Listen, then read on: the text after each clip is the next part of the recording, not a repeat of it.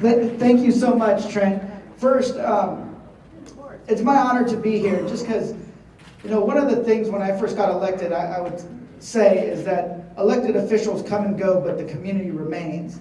And our job is to empower the community to be their best advocates, to push the hard issues, to take on the hardest battles that elected officials often don't want to take on at first.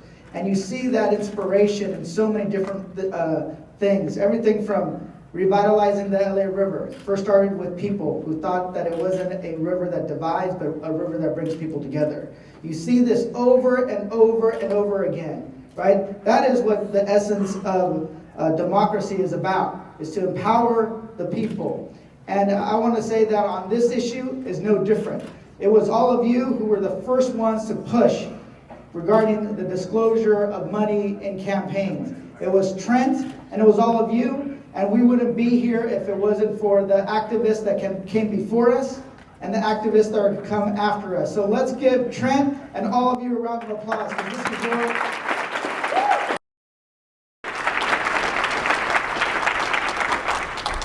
And in the history of campaign disclosure, the disclosure laws are not very old. The first ones actually were passed in the 1970s.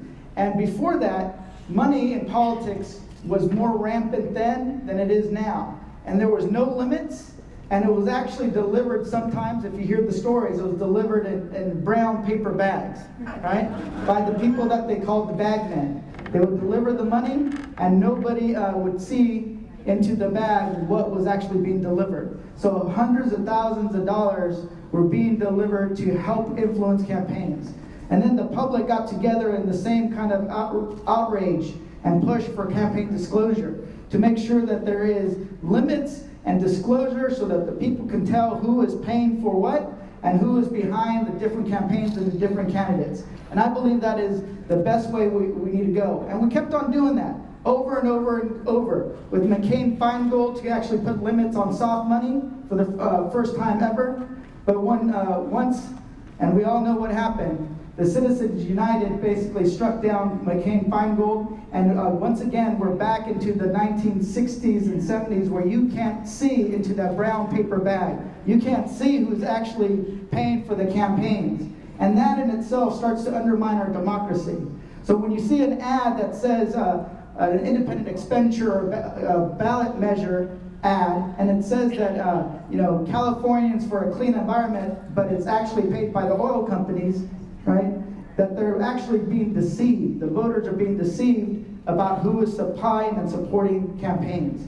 So we need to go back into this fight and make sure we pass the DISCLOSE Act. And the DISCLOSE Act is crucial when it comes to the time after the Citizens United. And of course, if we can win back the White House, we should try to put a Supreme Court that will overturn Citizens United once and for all and pass laws at the federal level. So we still have some fights, but this is where we're at. We're leading the way here in California. Last year, AB 700 came one vote short. It never actually, no prior bill had ever actually passed, the disclosure bill had passed both houses, or the one house, made it to the second house, passed the policy committee, the appropriations, and then made it to the floor. And we were one vote short. All the Democrats went up, and then the Republicans called a special caucus to lock down every single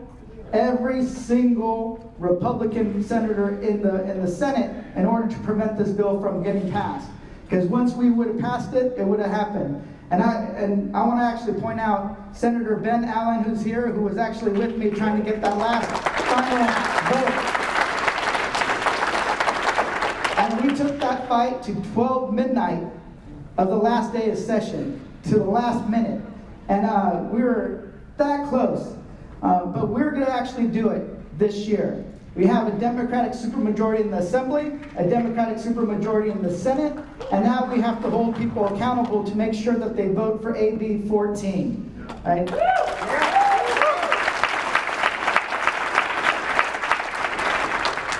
And it's not going to be easy. It's not going to be easy.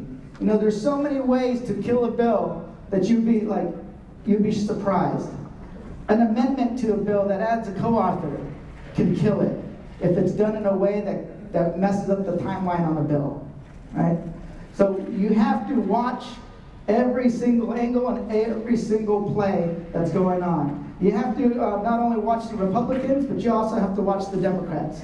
I love my people, but sometimes the pressure is too much, and we have to help them be brave and courageous so that they can side with all of you and our democracy. And that's what you're going to do. And that's why it's so important to have a rally here to kick off this campaign in order for you to understand, to send the message that everybody will be held accountable to vote yes on AB 14 and disclose the dark money in politics once and for all. So we're the first. We're a state of first here. We passed the first state to pass paid family leave, paid 6 days, $15 minimum wage. And imagine if we will be the first state to pass the DISCLOSE Act to shed light on dark money in politics. And that's what you're going to do.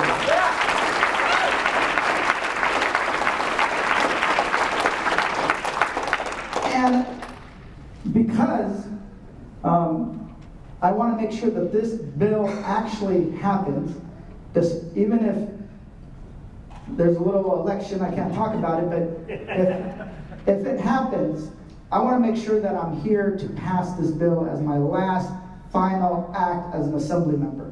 So we're adding an urgency clause to the bill so that we can pass it at a moment's notice and it can take effect immediately. And that is my promise to you, is to try to get this passed while I'm still here, so I can make sure that we rally the troops and make sure that this is the last bill I ever passed in the legislature. So with your help, we can get that done. And I want to say thank you. And I know we are in a different period of time, but I want to go back to the time of 2008 when hope sprang eternal, right? Hope sprang eternal, and the fight was still there. So I'm going to go back to the chant of 2008. Fired up? Ready to go! Fired up? Ready to go! Fired up? Ready to go! Thank you so much.